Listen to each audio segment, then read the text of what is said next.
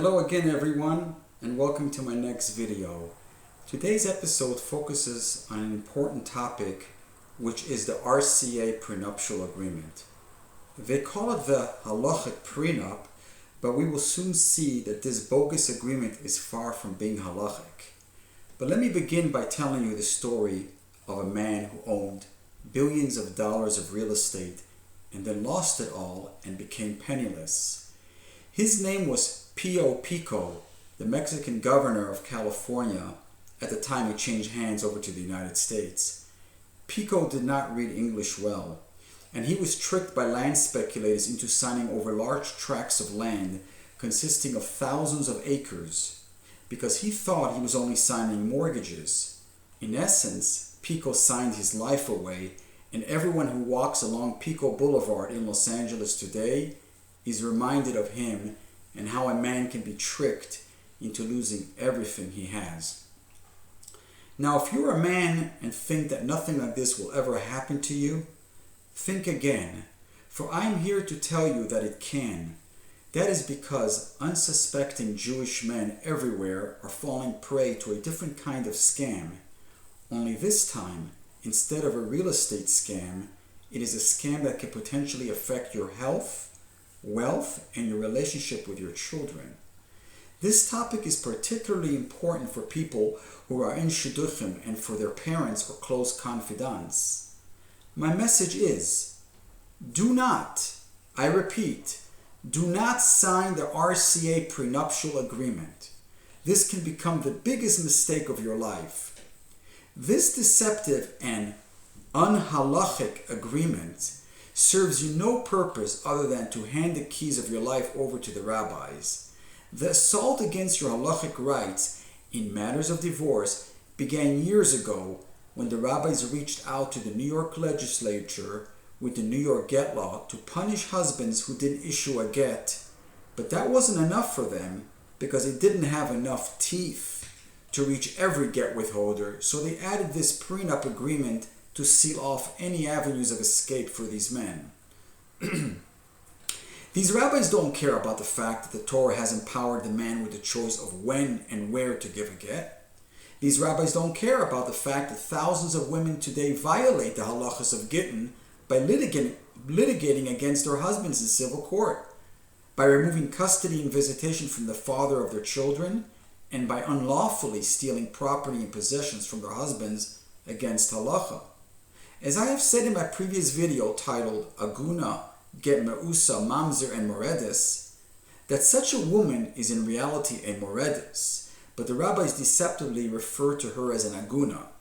This rebellious woman is not entitled to a Jewish divorce due to her being in contempt of halacha, and the husband is not required to support her or divorce her. So where is the balance of the equation? Why are the rabbis continuously ignoring what the women are doing to the men, and instead are focusing on ways to extract gittin from the men at all costs? The answer is that these rabbis have fallen prey to feminism, which is just another form of idol worship. Many rabbis can no longer tell right from wrong, which is evidenced by the fact that they encourage women to take their case to civil court, which, as I have stated in previous videos, is a blatant halachic violation. There is also a second dynamic that is occurring here, and that is the profit motive. If the woman doesn't have a leg to stand on due to her halachic violations, then the Beis Din loses a perennial source of income, and this concern is causing these rabbis to downplay and ultimately nullify the man's rights. I won't be discussing here the multiple halachic implications of this prenup agreement, but rather I will leave that part up to you to read the letters I have linked below that explain all of that. On that note, please like this video, subscribe to this channel, and check out some of my previous videos detailing rabbinic corruptive practices. The RCA Prenup is a device of the RCA, or the Rabbinical Council of America, but also adopted by the Beis Din of America. I have indicated in previous videos that the RCA and Beis Din of America have violated halacha where it comes to matters of gittin. They support get coercion tactics, which is clearly against the Torah. Halacha dictates that when a rabbi or any other entity goes against the Torah, we are not required to trust anything they say, for they have lost their credibility. Now, I will briefly explain how this contract works, using the words of Herschel Schachter and Yonah Rees themselves, who are both proponents of this document, along with Mordechai Willig, who framed it. You can find the complete audio recordings linked below. In a nutshell, there is a contract that both the groom and bride have to sign. It is supposedly divided into two parts. One is the arbitration clause, where the parties agree which bezdin they will use if in the future a disagreement arises. But the second clause is a monetary obligation of $150 per day, which amounts to a whopping $4,500 per month that the husband must pay his wife if she requests a get and he does not wish to give her one. But the deceptive prenup doesn't inform us what happens if someone is poor and doesn't have the $150 per day to pay. The answer is that it will be enforced anyway. And not only that, he might even go to prison unless he gives that get. Therefore, this clause has elements of coercion built into it, which invalidates a get. But there are a few more reasons why this contract is a farce and a smokescreen. Firstly, this is a contract which you are willingly signing. Halacha does not obligate you to sign such a document. It is not ksuba. In fact, one of the rabbinic opinions against this contract is the fact that rabbis today have no right to institute new takonis or new customs that rabbis in previous generations did not adopt. It is probably true that one of the reasons that rabbis of previous generations did not come up with this prenup idea themselves is because there was never so many women who fell into the category of meredes before, as we are seeing today. Therefore, previous generations had no reason to institute a prenup. Also, in previous generations, the rabbis were not afraid to penalize those women who dared to violate the Torah, keeping the systems balanced. Today, however, so many women are in violation of halacha that the only way the rabbis can procure a get on behalf of these violators is through the prenup deception. This is merely a 21st century fraud to lure men into signing this devastating instrument, and as soon as he does, they pat him on the shoulder and say to him, "You did the right thing." I will explain to you now how the man is being deceived by signing such a worthless document. I ask you, what man would sign a document that opens the door to punishing himself with a huge financial penalty and with the possibility of jail time to boot?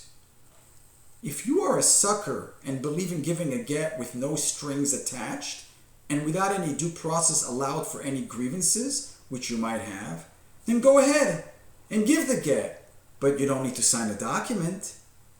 And if you believe as I do, that a get should never be given unless and until the halacha is 100% adhered to, then no force in the world should compel you to do so. Therefore, there's absolutely no benefit to sign that document.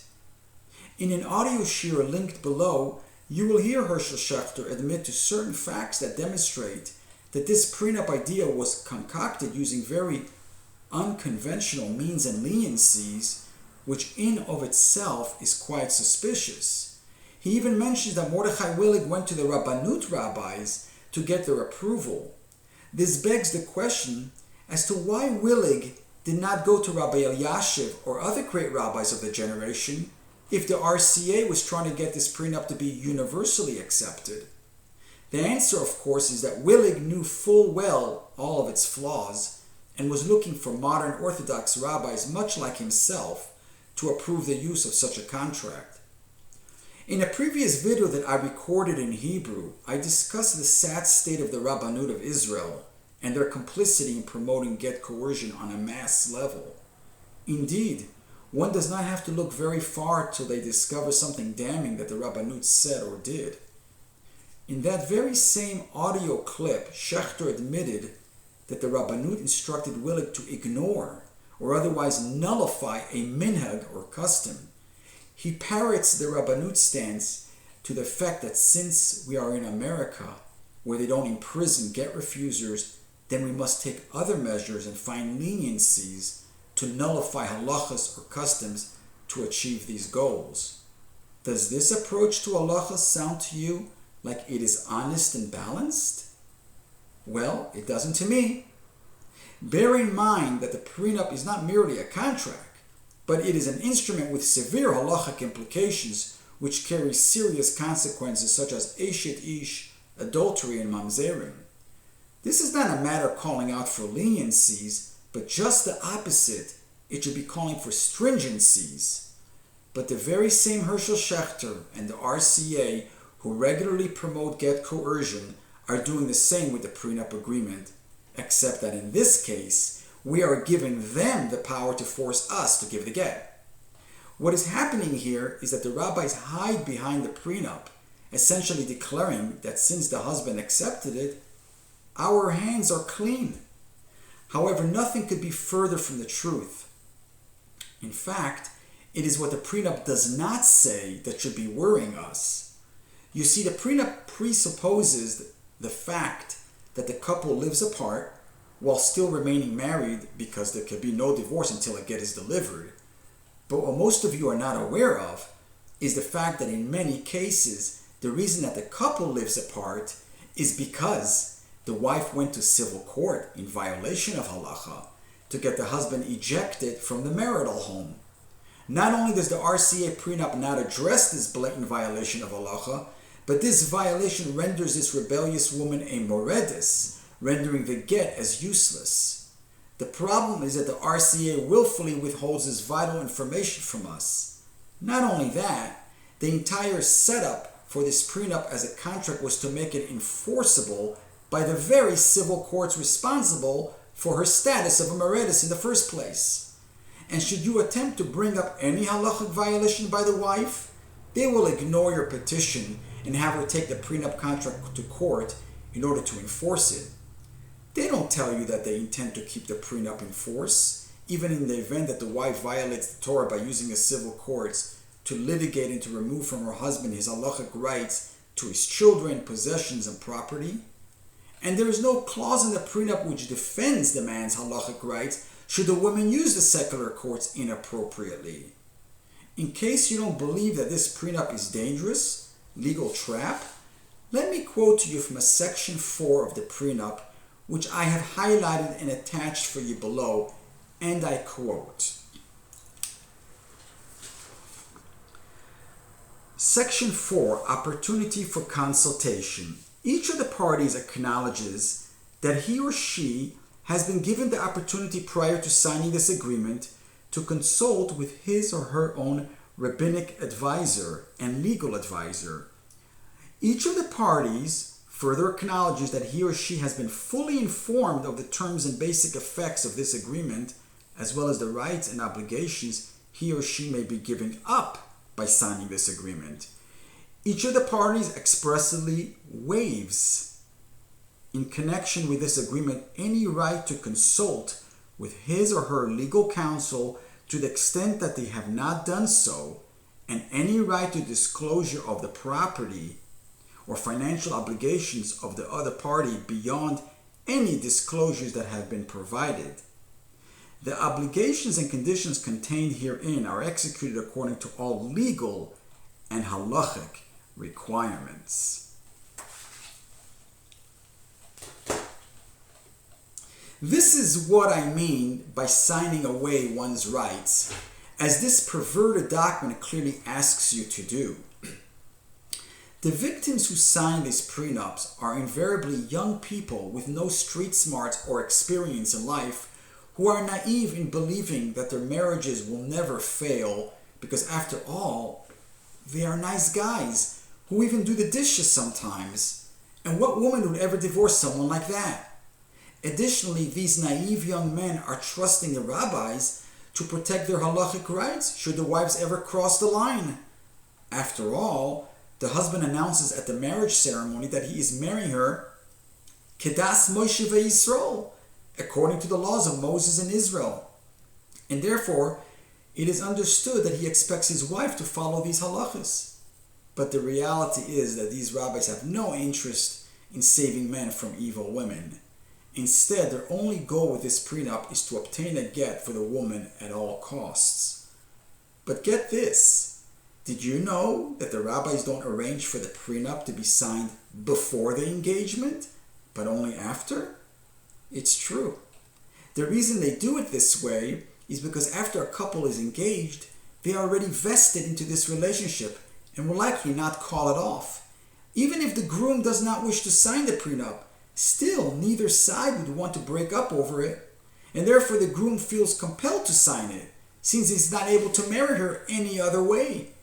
This means that the prenup is a very coerced document, and no one can make the argument that such a document is procured from a person's free will. If the RCA was truly looking for a more halachic viable approach, they would have had the young man sign it before the engagement. I have personally witnessed rabbis officiating at marriages who pull the prenup out of their pocket at the last second before the chuppah ceremony and hand it over to the groom to sign. This is an example of how rabbis use dirty tricks to achieve very questionable ends. Many rabbis oppose the prenup on the basis of the fact that it only helps to promote divorce. Once the prenup is signed, a woman can be assured that she can walk out of any marriage and receive an illegal and anti-halacha get, which she can then use to marry her next unsuspecting victim. Meanwhile, the RCA boasts that the prenup has a 100% success rate. That should be enough to tell you that if you sign the prenup, then you will not get out of it despite your wife's halachic violations. It will be used against you in a court of law. Do not be fooled by the arbitration clause that gives the RCA permission to act as your bezdin. If you do that, well, you might as well give your bank account information to a scammer from Nigeria. Therefore, I repeat again, do not sign the RCA unhalachic prenup. There is a mitzvah in the Torah called Lifnei Iver Lo Titen Michshol, which means do not place a stumbling block in front of a blind person and don't swindle anyone. I'm here to tell you that the rabbis who ask you to sign the prenup are only out to harm you as a man and certainly not to help you in any way, shape, or form. They are not providing a clear and truthful picture of all the consequences that you may suffer because of a document that you willingly signed and one that you were not obligated to sign by the Torah in the first place. And in addition to Lifnei Iver, the prenup-pushing rabbis are also violating the mitzvah of Lo Samod Al Dam Re'echa, which means do not stand idly by your brother's blood. So in closing, here is a summary of why no one should ever sign the RCA prenup. The prenup was constructed to appear like an instrument that is signed by free will, but in actuality is built on deception in that 1.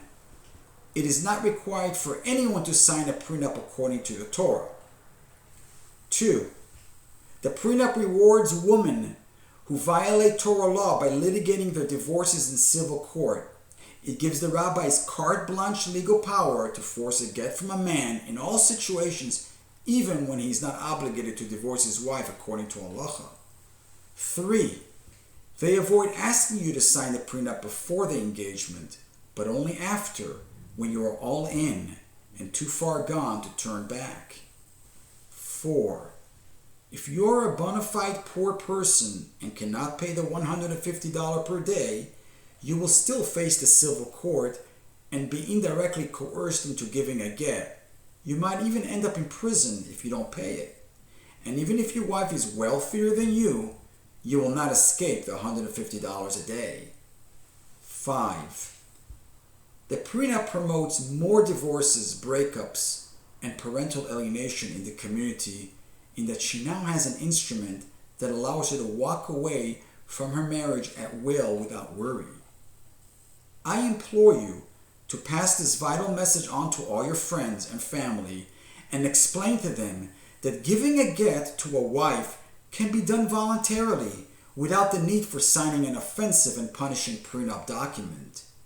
My message to all the rabbis who are promoting this prenup is stop lying to the public and fix what really needs to be fixed, which is the corrupt bezdin system that is hell-bent on breaking every rule in the Torah to wrong-headedly assist women only, but not the men, while creating the sins of Eshet Isha and Mamzerim in the process.